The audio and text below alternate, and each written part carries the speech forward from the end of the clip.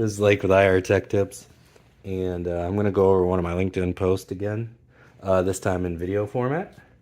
And so one of the first things I talk about is what kind of loops a wire can handle. So you can see that I've got two loops in this Amplatz, and I've rolled it up, but this Amplatz wants to go straight, so it can't even like sit in half a loop, right? It wants to go straight no matter what.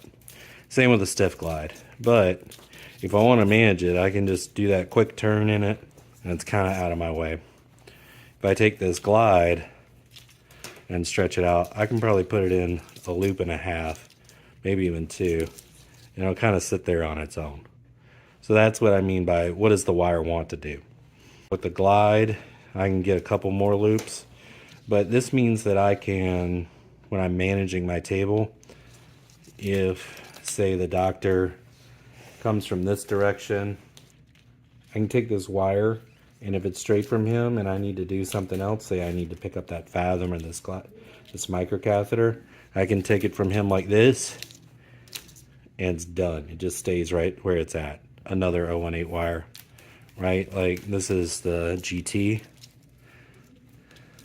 I can sit there and I can move and pick something else up. It'll be right where I left it. But if I take any of these wires and make really small loops, I'm going to lose control of it whenever I let it go. So these small loops make it really hard to manage, to like start something, because it wants to do that. So if I am